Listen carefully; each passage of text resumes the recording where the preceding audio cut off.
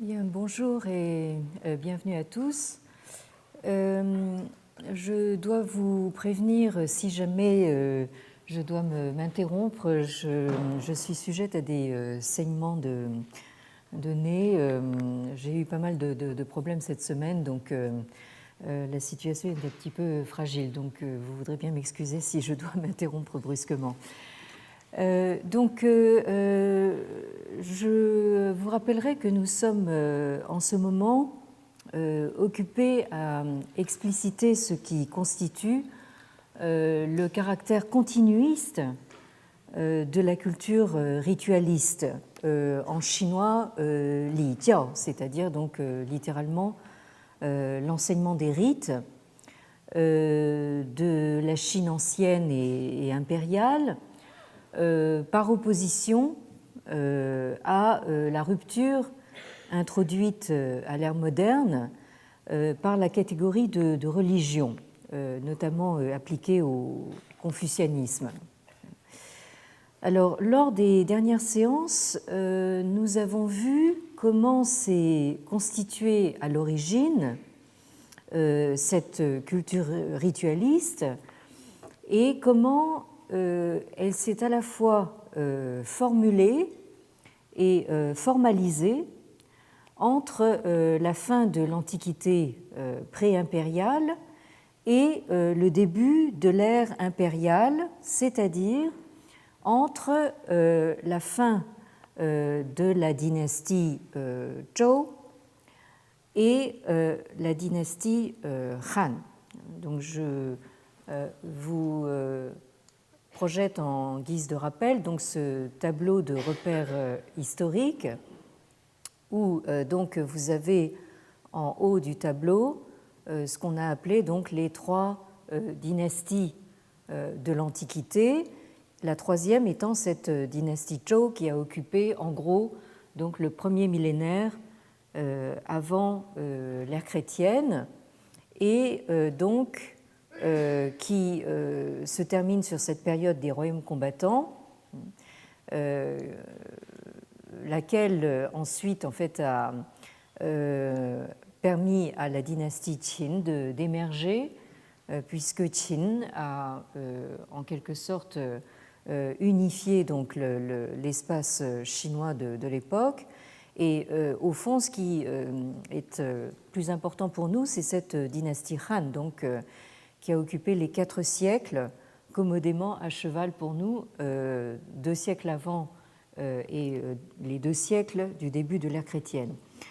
Donc cette formulation de la culture ritualiste qui va de pair avec une formalisation s'est opérée dans un ensemble de compendia portant sur les rites sous toutes leurs formes, compendia datés essentiellement de la période Han précisément, comme le Li Ji, le traité des rites, ou le Da Dai Li Ji, le traité des rites de Dai l'Ancien, dont nous avons lu ensemble des extraits. Mais nous trouvons également cette formulation et cette formalisation dans des ouvrages attribués à des maîtres individuels comme Maître Xun, le Xunzi, ouvrage qui date de la toute fin de la période pré-impériale, c'est-à-dire donc aux environs du IIIe siècle, avant l'ère chrétienne. Et nous en avons lu également des extraits. Alors, l'aspect formalisé de ces textes apparaît dans le parfait continuum établi donc entre, d'une part, les forces cosmiques, comme le ciel-terre, le yin et le yang, le soleil, les étoiles, la lune, etc. Ensuite, les êtres relevant du surnaturel, ou ce que les anciens Romains appelleraient le domaine du numineux. Alors là, je pense en particulier aux Guishen, donc aux démons et aux esprits, aux Siling, c'est-à-dire les 4 créatures surnaturelles, et enfin tout ce qui recouvre le champ des activités humaines. Donc vous avez en fait ce continuum qui traverse donc le cosmos, le surnaturel, ou si vous voulez tout ce qui est suprahumain, et l'humain. Alors ce continuum a trouvé sa forme et sa formulation la plus frappante dans cette fameuse triade cosmique ciel, terre, homme, Tian Di Ren, dont il est éminemment question dans le Xunzi, donc cet ouvrage attribué à Maître Xun que nous avons vu la dernière fois. Alors, cette triade a connu une fortune telle qu'elle a donné lieu à une étymologie, cela va sans dire complètement fantaisiste, de ce caractère que vous avez ici. C'est un caractère qui se prononce comment dire, dans la prononciation moderne Wang. C'est d'ailleurs le nom de mon époux défunt. C'est un nom que je porte aussi. Wang, qui signifie le roi, et dont une source d'époque Han explique la graphie. Alors donc là, encore une fois, nous avons une sorte d'étymologie fantaisiste, mais non moins parlante. Donc la graphie est expliquée par donc, les 3 traits horizontaux qui représenteraient donc le ciel en haut, la terre en bas et au milieu l'homme.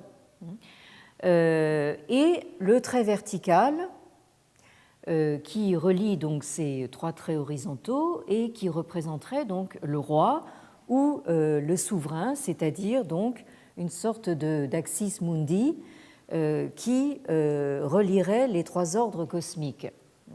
J'ai déjà eu l'occasion de vous parler de cette étymologie, mais ici c'est utile de rappeler en quoi en fait cette étymologie résume en quelque sorte cette idée donc de la triade cosmique. Alors dans cette triade, chaque puissance a son rôle propre. Donc le ciel en haut recouvre, la terre en bas porte, et l'homme au milieu donc parachève l'œuvre cosmique du ciel-terre.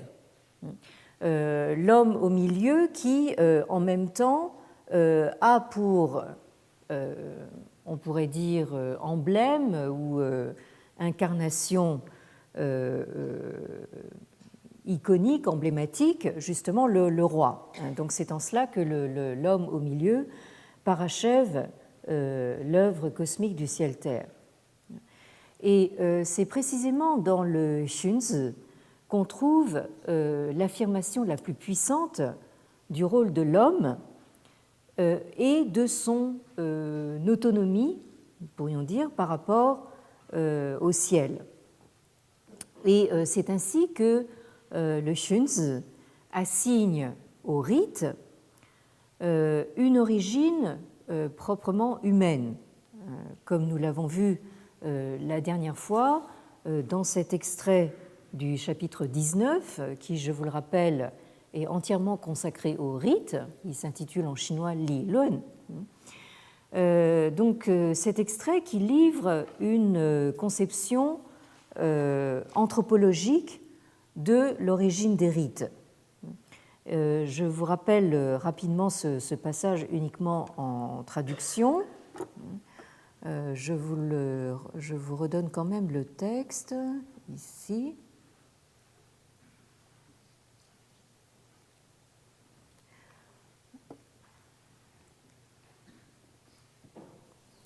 Donc, quelle est l'origine des rites ?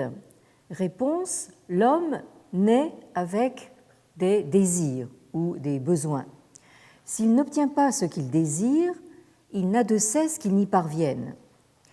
S'il cherche à satisfaire ses besoins sans se donner de mesures ni se répartir des limites, et là vous aviez cette fameuse notion de fun que vous avez ici, avec cet élément qui vous représente la lame du couteau. Alors ce n'est pas le couteau canif que vous pourriez imaginer, hein, c'est vous savez, ces couteaux pour découper la viande que vous trouvez encore dans les cuisines des restaurants chinois, hein, ou dans les cuisines chinoises en général. Hein, donc ces couteaux assez larges. Donc si l'homme cherche à satisfaire ses besoins sans se donner de mesures ni se répartir des limites, il y a nécessairement lutte pour la survie. La lutte pour la survie provoque le désordre, lequel entraîne l'épuisement des ressources. Notez la modernité du propos. Hein. Quelques 25 siècles plus tard, nous en sommes encore à peu près au même point. Hein. Les rois de l'Antiquité, par aversion pour le désordre, établirent rites et sens moral en vue d'une répartition, de nouveau ce mot fen, qui assouvirait les désirs des hommes et répondrait à leurs besoins de façon que les besoins n'épuisent pas les ressources et que les ressources ne fléchissent pas sous le poids des désirs, besoins et ressources se développant ainsi par leur soutien mutuel. Telle est l'origine des rites. Donc là, nous avons véritablement quelque chose qui relève d'une analyse anthropologique de l'origine des rites, qui ne doit rien donc à un ordre transcendant quelconque. Alors ce même chapitre 19 du Xunzi, dont on trouve un passage exactement parallèle dans le traité des rites de Taï l'Ancien, assigne 3 fondements au rite. Comme nous l'avions vu, donc, ces 3 fondements sont le ciel-terre, Tianti, qui est donc le fondement de la vie, les Xianzu, c'est-à-dire les ancêtres, qui sont donc le fondement de l'espèce ou de la famille, et enfin donc les Junshi, c'est-à-dire donc les souverains et les maîtres, ou les princes et les maîtres, qui sont le fondement de l'ordre sociopolitique. Alors, dans les sources anciennes, puis dans les sources de la Chine impériale et jusque dans les pratiques contemporaines, on voit cette continuité entre le ciel-terre, c'est-à-dire l'ordre cosmique, et l'ordre humain. Et cet ordre humain se traduit à son tour donc en termes de culte ancestral, Xianzu. Dans la langue moderne, en fait, les ancêtres, on les désigne par comment dire, un composant inversé. Hein. On parle très souvent de Zhu Xian plutôt. Donc les ancêtres à qui est rendu donc un culte, le culte ancestral. Ensuite, en termes politiques, par justement cette référence au prince, et en termes de transmission, évoquée par le mot maître ici, c'est-à-dire cette transmission de maître à disciple. Donc aussi bien et là je vous rappelle toujours donc ce que nous avions vu sur cette tablette, donc vous avez le ciel-terre et ensuite ces 3 instances des activités humaines, c'est-à-dire l'instance politique, le prince, Qin, donc la famille ou les ancêtres, et Shi, donc les maîtres. Donc, aussi bien entre le cosmique et l'humain, il y a continuité, et à l'intérieur de l'ordre humain, il y a également continuité entre l'ordre politique, l'ordre familial et l'ordre de la transmission entre maître et disciple, hein, puisqu'il y a une sorte de relation analogique entre le prince et ses sujets, ou le prince et ses ministres, entre donc les ancêtres et leurs descendants, et entre le maître et ses disciples. Alors, il me paraît donc important de revenir un instant justement sur ce culte des ancêtres qui illustre très bien notre propos concernant donc justement ce caractère continuiste de la culture rituelle. Ce culte a occupé une place centrale dès la haute époque des Shang, donc au deuxième millénaire, donc cette dynastie qui a occupé à peu près la deuxième moitié du deuxième millénaire avant l'ère chrétienne. Alors, à cette haute époque, des cultes et des sacrifices étaient rendus à diverses puissances de la nature, telles que les fleuves, en particulier le fleuve jaune, la terre nourricière, certaines montagnes, comme vous le savez sans doute, certains pics ou certaines montagnes en Chine sont encore considérés comme sacrés. Il y a eu aussi des cultes destinés à des vents, des points cardinaux, mais la part la plus importante des sacrifices et des actes de divination était dédiée aux ancêtres royaux.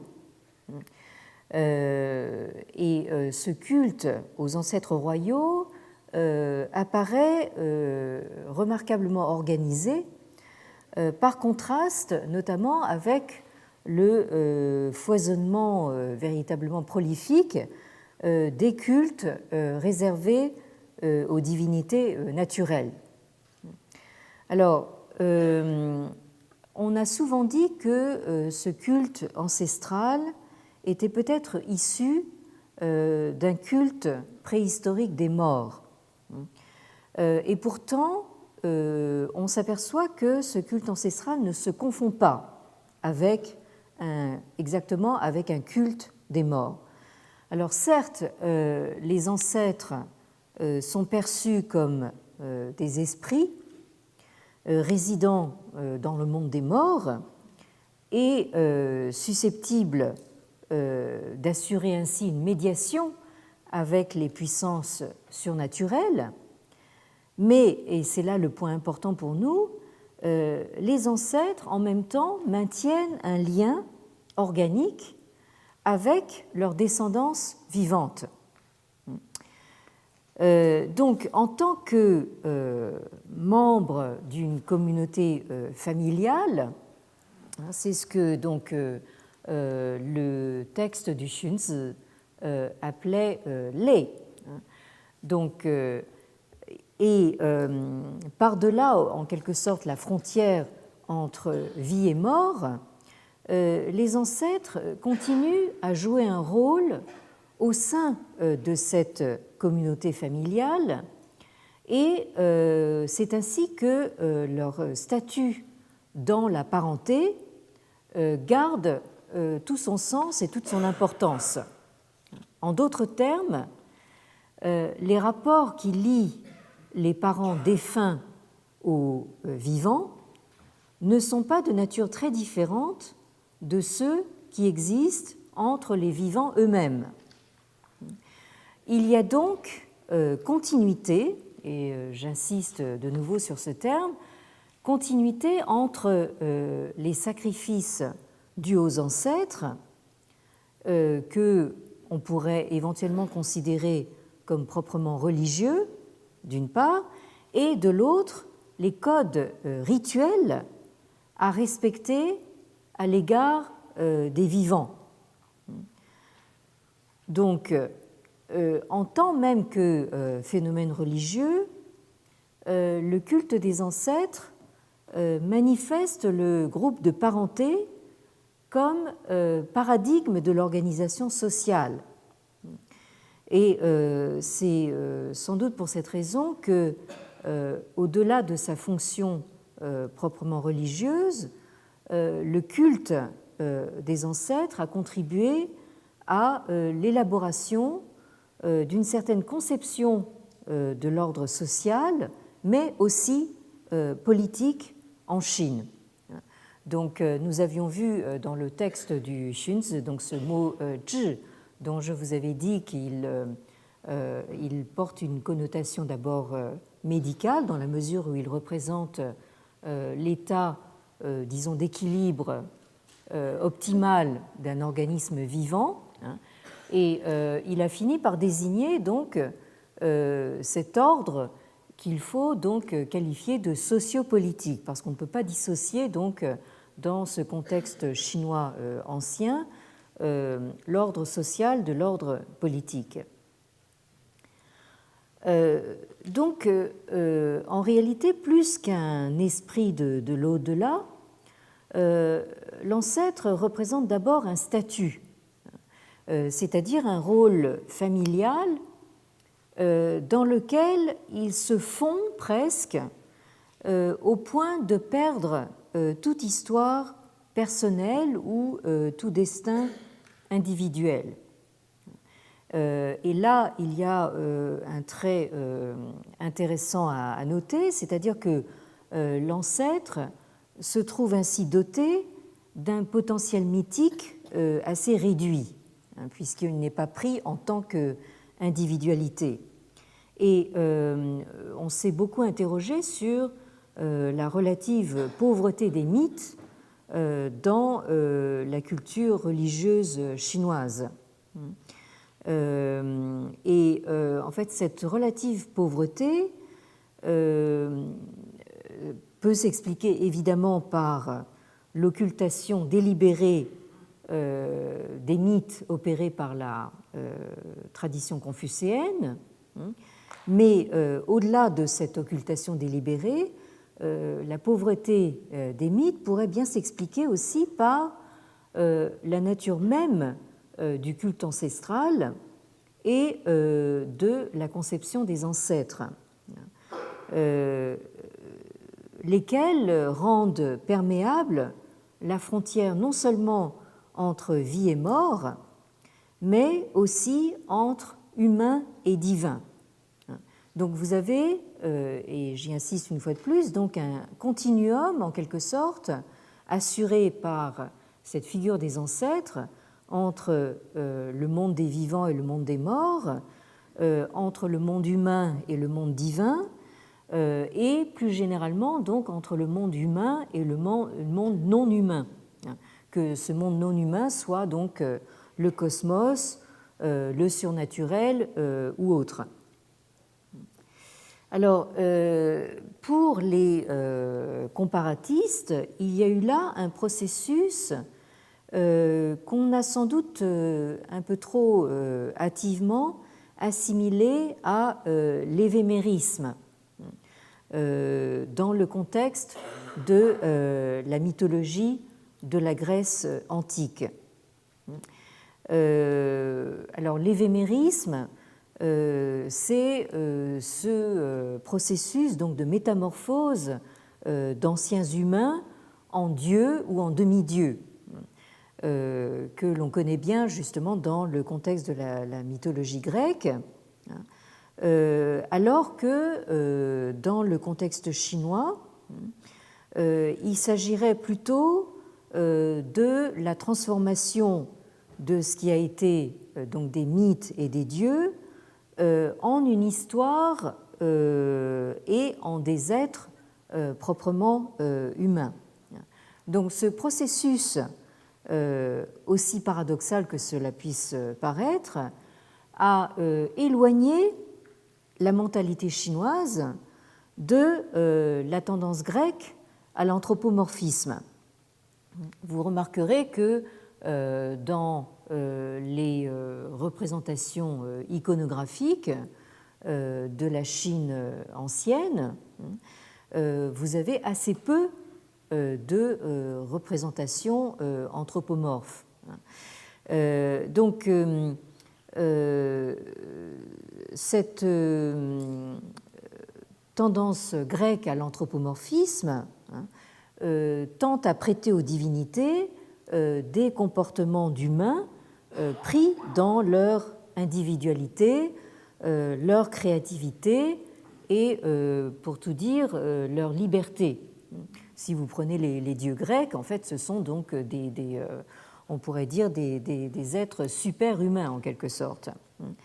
Alors qu'à l'inverse, la divinité qui prend la figure de l'ancêtre, au lieu d'être douée d'une volonté arbitraire, voire capricieuse, est d'emblée perçue à travers son statut et elle est intégrée dans la vision d'un ordre familial sur lequel se fonde donc cette conception de l'harmonie sociopolitique.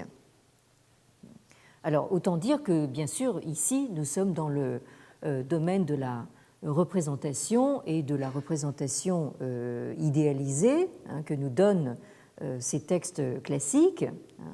Et évidemment, la grande question est de savoir en quoi il se réfère à une réalité quelconque, si elle n'a jamais existé.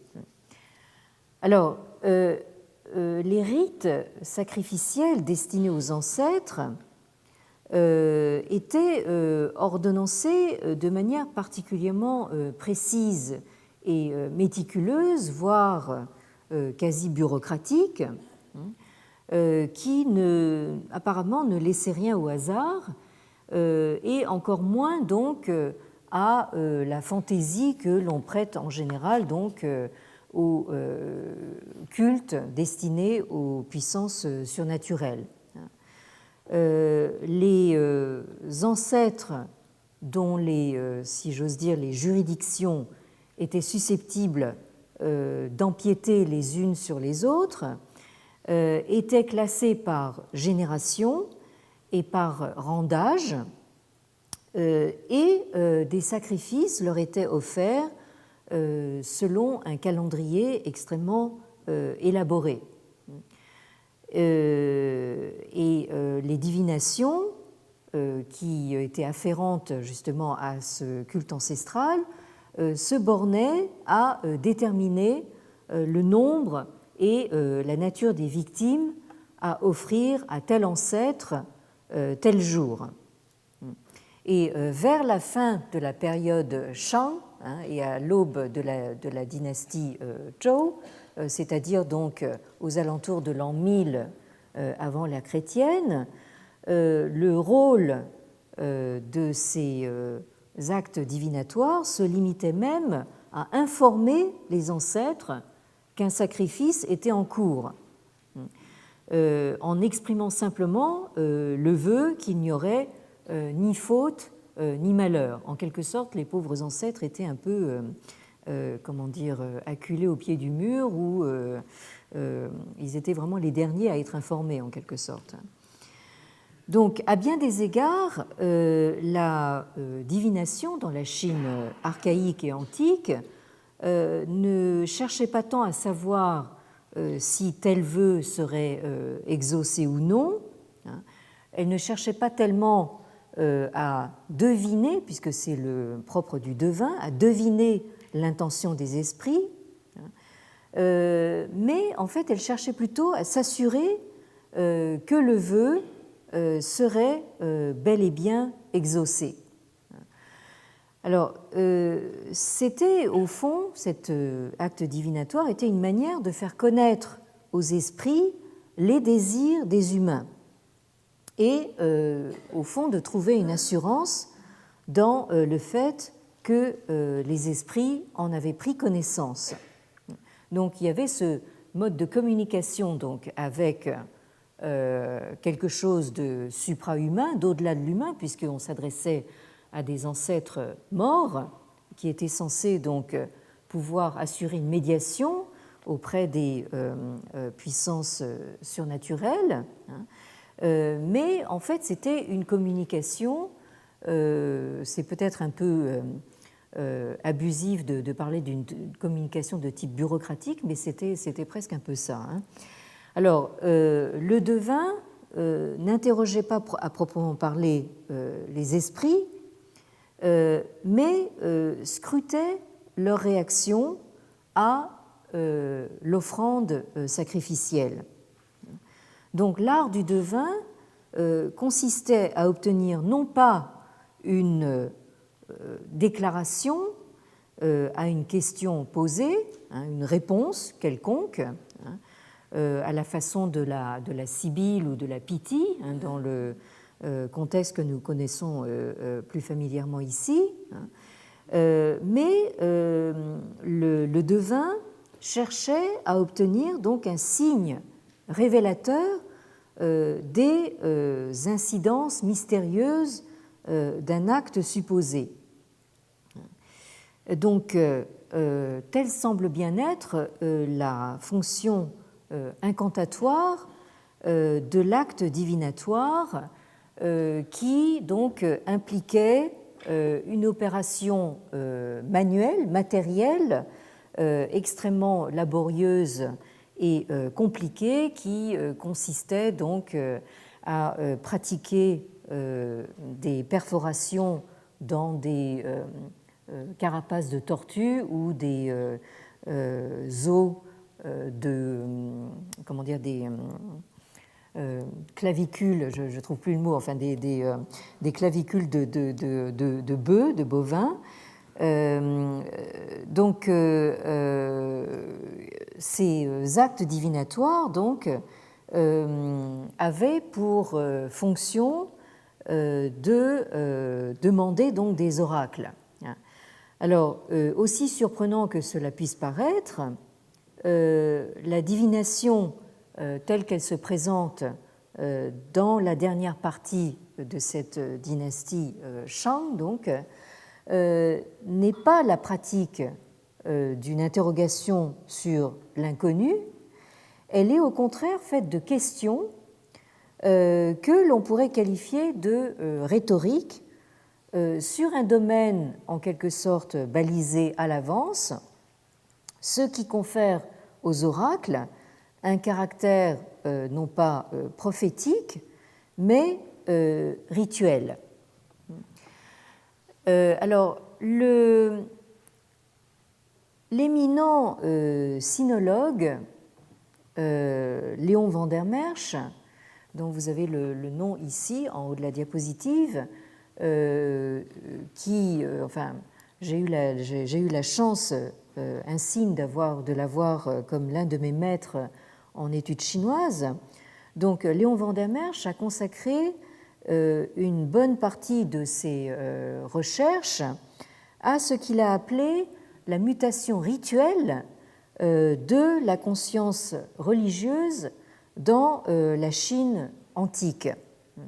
Et cela apparaît dans le détail dans cet ouvrage qui a fait date véritablement, qui s'intitule Wang Dao, ou la voie royale. La voie royale étant exactement la traduction donc de Wang Dao, où vous retrouvez donc ce mot Wang, le roi, hein, et le mot Dao, donc la voie du roi. Sous-titre: Recherche sur l'esprit des institutions de la Chine archaïque. Un ouvrage très touffu, je ne le recommande pas exactement aux débutants, mais en 2 volumes, paru donc aux publications aux éditions de l'École française d'Extrême-Orient. Donc premier volume en 1977 et second volume en 1980. Donc dans cet ouvrage, Léon van der Merch a fait les constatations suivantes.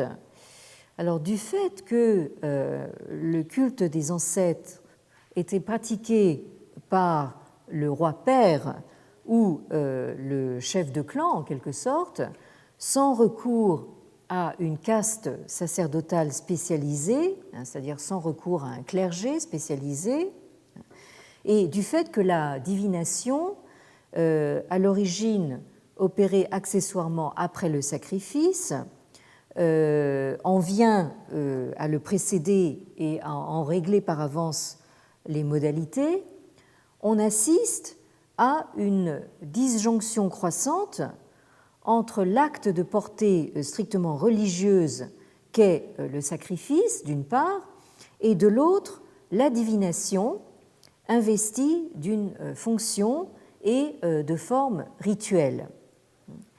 Alors, cette tendance à la formalisation rituelle, amorcée vers la fin des Shang, ne fait que se confirmer dans la phase de transition vers les Zhou, donc encore une fois, en gros, autour de l'an 1000 avant l'ère chrétienne.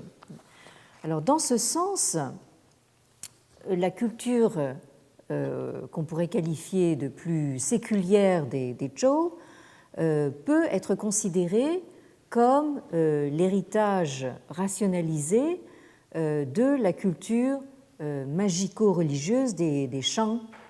Donc là, Léon van der Merch avance l'hypothèse justement d'un processus de ritualisation qui va de pair avec une forme de rationalisation des formes qu'il place vraiment à une date très précoce, c'est-à-dire donc vraiment déjà dans la haute antiquité. Et l'étude des témoignages oraculaires, c'est-à-dire donc des témoignages laissés par les actes de divination, laisse à penser que les événements néfastes tendaient à être interprétés non plus comme produits de la volonté capricieuse, voire maligne des ancêtres défunts, mais comme résultant des actes de leurs descendants vivants. Il était dès lors possible de rendre compte justement de ces événements par un ensemble cohérent de valeurs qui tenaient à la fois du religieux et du rituel. Alors cette communication directe, toujours possible, entre le monde des puissances surnaturelles qu'étaient les ancêtres et le monde des vivants est peut-être à l'origine de cette fameuse continuité que la pensée chinoise antique a fini par établir entre le ciel et l'homme, c'est-à-dire donc entre, disons, l'humain et tout ce qui peut le dépasser.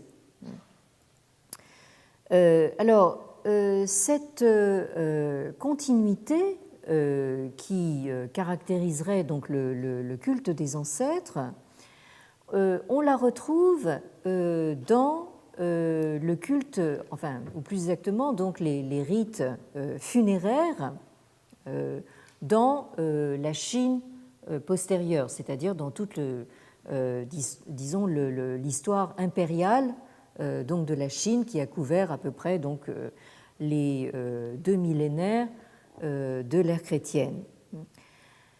Alors, je voulais à ce sujet vous citer quelques extraits d'un article rédigé par Marcel Mauss, dont vous avez le nom ici sur la diapositive. Marcel Mauss, qui est très représentatif de l'école sociologique française, et qui a rédigé cet article qui s'intitule « Rites funéraires en Chine », qui est paru dans la revue Année sociologique en 1899. En fait, cet article est une recension, un compte-rendu de cet ouvrage du sinologue néerlandais, donc Jan Jacob Maria de Groot, donc, qui a vécu entre 1854 et 1921. Et c'est une somme véritablement de 6 volumes qui s'intitule The Religious System of China, Its Ancient Forms, Evolution, History and Present Aspect, Manners, Customs and Social Institutions Connected Therewith. Donc, très long titre, à la, disons, à la mesure de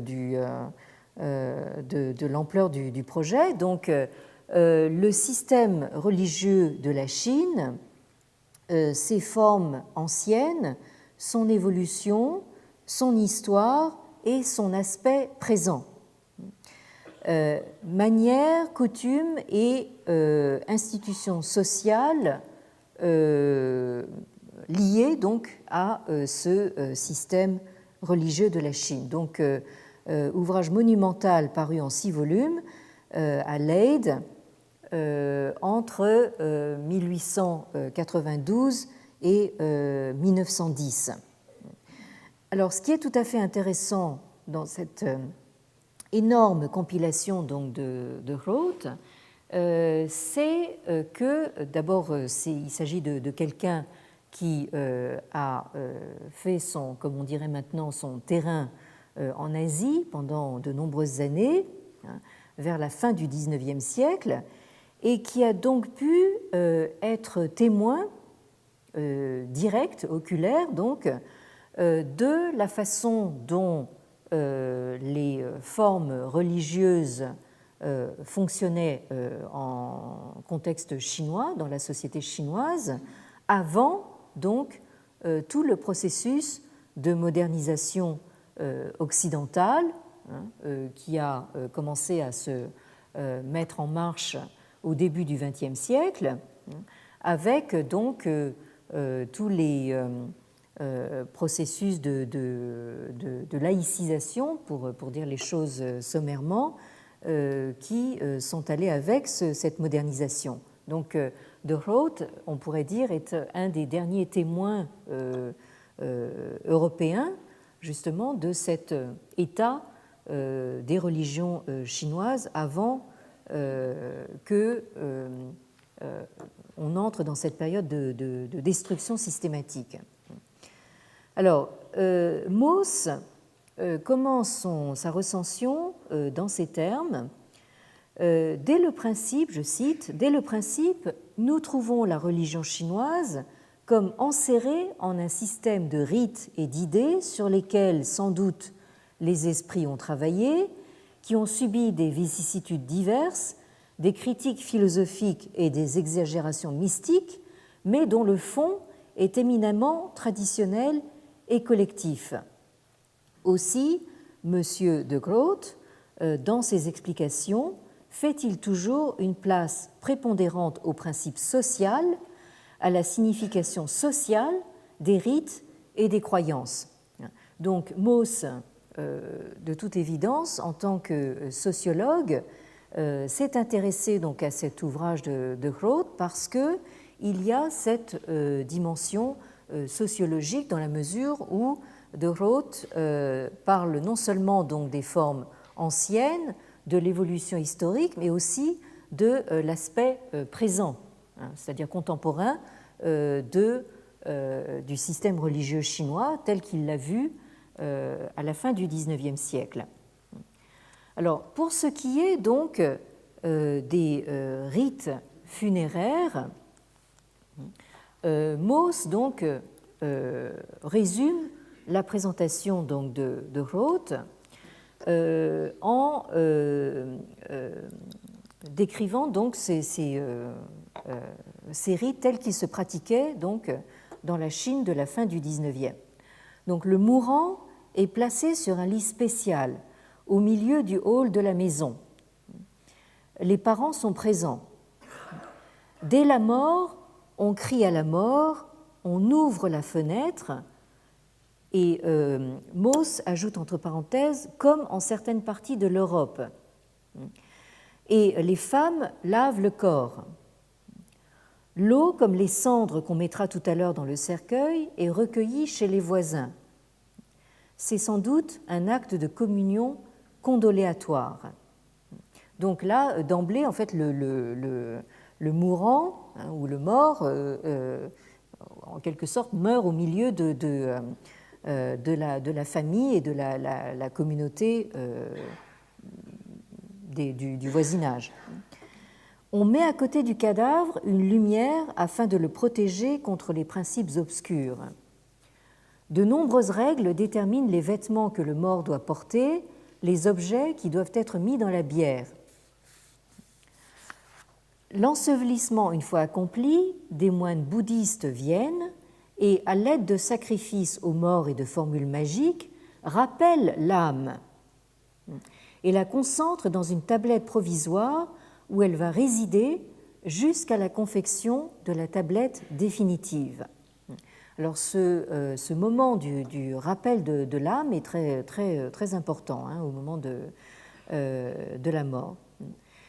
C'est à ce moment que parents et amis brûlent devant le mort des quantités de monnaie fictive en papier. Cette monnaie était autrefois réelle et le rite avait pour objet d'enfouir le mort avec sa fortune. Enfin, la maison est purifiée par des exorcistes. Cela fait, la famille peut garder le mort chez elle jusqu'au jour marqué par l'astrologue pour l'enterrement. Même autrefois dans les familles de rang élevé, le mort était conservé à la maison et l'héritier lui présentait une offrande matin et soir. Ensuite vient l'enterrement. Le cercueil, qui est censé dangereux à manier pour des raisons magiques, passe le seuil, les pieds en avant, au milieu d'adoration et de sacrifices. Le cortège se forme, en avant des musiciens pour écarter les mauvais esprits. Puis, dans le même but, une image du Dieu éclaireur de la route, le rapprochement s'impose avec les coutumes européennes. Alors ici, ce qui me frappe beaucoup, c'est que j'ai entendu des commentaires donc, de voyageurs européens en Chine qui me disaient c'est extraordinaire comme les Chinois sont différents de nous parce que ils ont l'air joyeux quand quelqu'un meurt dans leur famille, parce qu'ils ont vu justement ces cortèges funéraires précédés de musiciens, alors que là vous voyez que le rôle des musiciens n'est pas tellement de dire qu'ils sont très contents, et d'autre part, Mauss rappelle que là aussi, il y a un rapprochement possible avec certaines coutumes européennes qui sont, à ma connaissance, encore vivantes, notamment dans le sud de l'Europe. Alors, je continue. Le corps suit donc ce cortège avec une âme qu'il contient encore. Derrière le pavillon provisoire où se trouve l'âme antérieurement extraite et que portent les conducteurs du deuil. Donc là, vous avez le début d'une séparation entre deux formes d'âme. L'une qui va donc en terre avec le corps et l'autre donc qui quitte le corps à ce moment-là. Le corps, une fois déposé dans la fosse, qui a été l'objet d'une lustration, on sacrifie un coq blanc à la fois pour écarter les esprits des ténèbres et pour faire entrer avec le sang l'âme du mort dans la tablette provisoire qui est ramenée processionnellement à la maison. Cette cérémonie est proprement le retour de l'âme. Ensuite, donc, De Groot procède donc à la description du tombeau.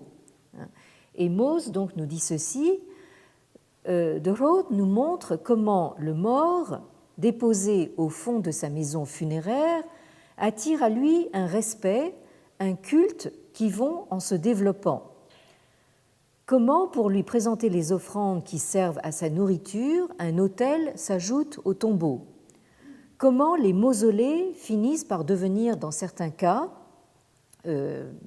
par exemple le cas des tombes des empereurs, de véritables temples avec leurs fours, leurs chambres pour se déshabiller, leurs troupeaux qui fournissent le lait des offrandes, des garnisons pour protéger tout ce matériel.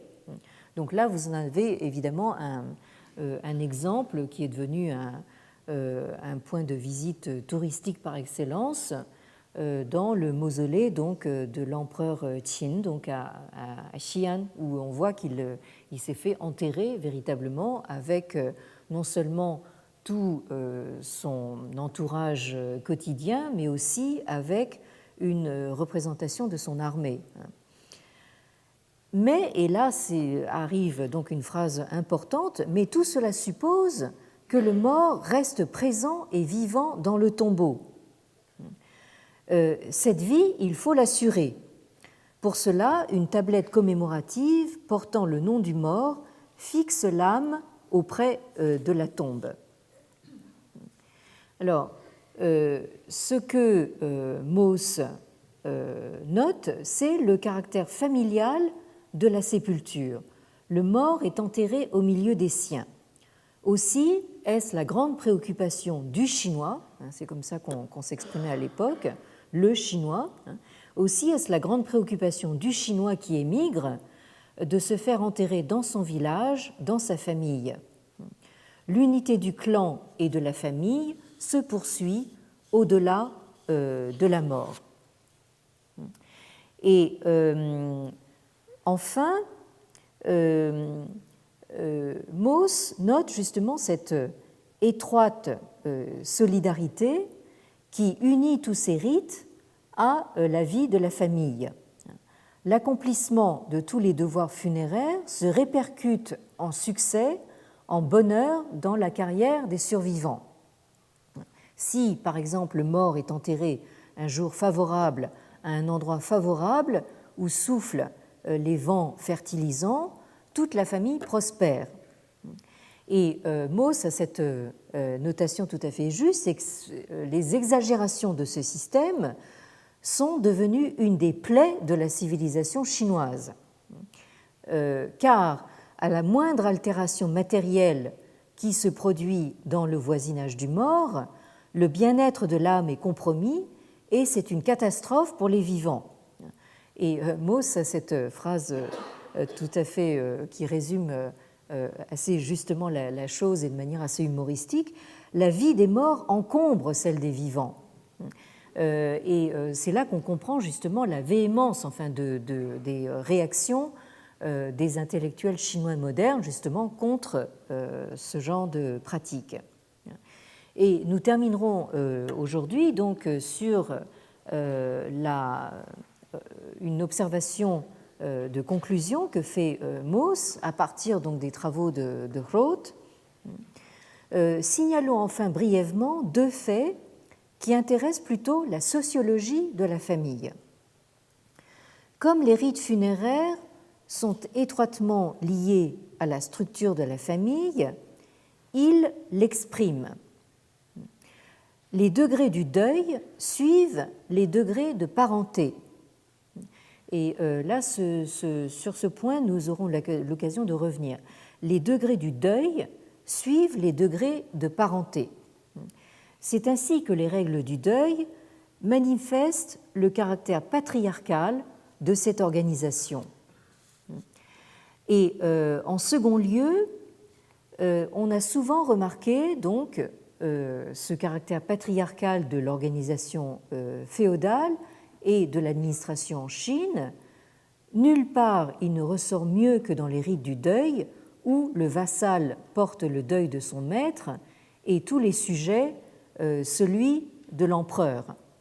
Et on pourrait ajouter à cette observation de Marcel Mauss, qui a bien noté justement la portée politique des rites de deuil en Chine, on pourrait ajouter à cela que le deuil dû par le vassal à son maître et par les sujets à l'empereur prennent pour modèle donc le deuil dû par le fils à son père ou accessoirement à sa mère. D'où l'importance donc des rites de la piété filiale, sur lesquels donc nous reviendrons la semaine prochaine. Merci de votre attention. Merci.